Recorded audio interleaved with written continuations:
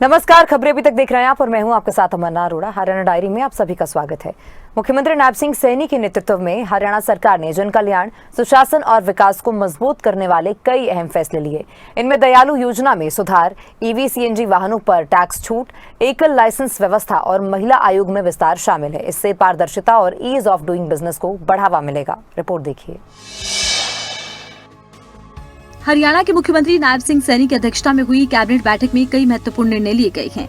इसमें दयालु योजना में क्लेम अवधि बढ़ाना, ईवी और सीएनजी बस ट्रकों पर कर में छूट, नर्सरियों में क्यूआर कोड आधारित ट्रेसेबिलिटी, स्लॉटर हाउस और मीट दुकानों के लिए एकल लाइसेंस व्यवस्था, महिला आयोग में गैर सरकारी सदस्यों की संख्या बढ़ाना, साथ ही जल प्रदूषण नियंत्रण कानून को और अधिक प्रभावी बनाने जैसे निर्णय लिए गए। हरियाणा मंत्रिमंडल ने दयालु योजना में संशोधन को मंजूरी दी है। अब क्लेम जमा करवाने की समय सीमा 3 महीने से बढ़ाकर 6 महीने कर दी गई है।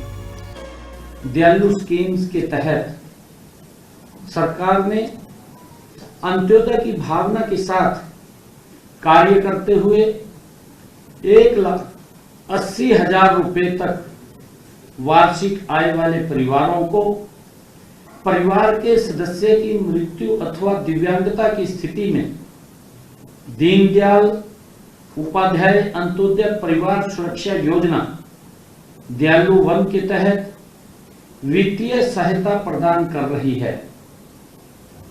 आमजन की सुविधा और जरूरतों को ध्यान में रखते हुए मंत्रिमंडल ने दयालु वन योजना में महत्वपूर्ण संशोधनों को मंजूरी दी है, जिससे पात्र परिवारों को सहायता प्राप्त करने में और अधिक आसानी होगी। पहले योजना के तहत क्लेम प्रस्तुत करने की समय सीमा 3 महीने थी, जिसे बढ़ा करके 6 महीने कर दिया है, ताकि किसी भी जरूरतमंद परिवार को केवल तकनीकी कारणों से सहायता से वंचित न रहना पड़े।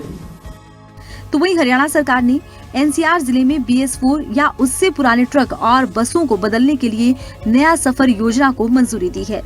नए BS6 इलेक्ट्रिक और CNG ट्रक बस खरीदने पर 100% मोटर वाहन कर छूट मिलेगी। पुराने इस्तेमाल किए हुए वाहनों पर 50% छूट दी जाएगी। ये लाभ 10 साल तक मान्य रहेगा। नए वाहनों के रजिस्ट्रेशन फीस को भी पूरी तरह से माफ किया गया है।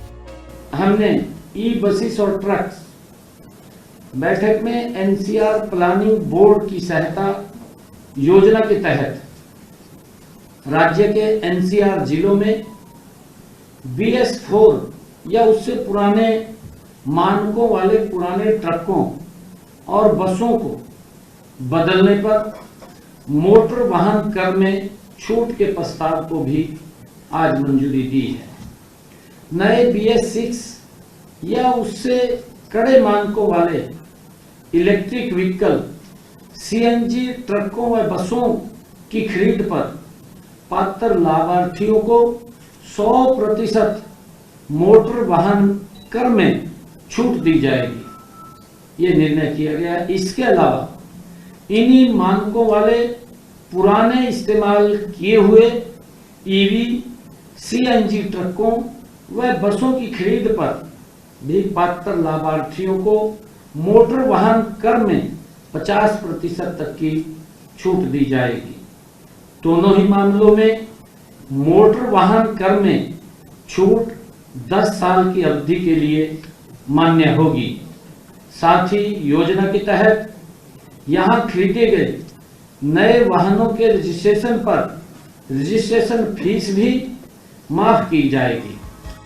हरियाणा मंत्रिमंडल ने हरियाणा बागवानी नर्सरी नियम 2026 को मंजूरी दी। नए नियम के तहत नर्सरियों के लिए न्यूनतम गुणवत्ता मानक तय किए गए हैं। रिकॉर्ड प्रबंधन की आधुनिक व्यवस्था लागू की जाएगी। साथ ही नर्सरियों द्वारा बेची जाने वाली पौध सामग्री पर QR कोड आधारित ट्रेसेबिलिटी अनिवार्य होगी। हरियाणा बागवानी नर्सरी नियम 2026 को भी मंजूरी दी है। इन नियमों के माध्यम से नर्सरी लाइसेंस जारी करने, रिन्यूअल तथा नई श्रेणी जोड़ने की प्रक्रिया को पूरी तरह व्यवस्थित, पारदर्शी और जवाबदेह बनाया गया है। साथ ही नर्सरियों के लिए न्यूनतम गुणवत्ता मानक निर्धारित किए गए हैं तथा रिकॉर्ड प्रबंधन की आधुनिक व्यवस्था लागू की गई है।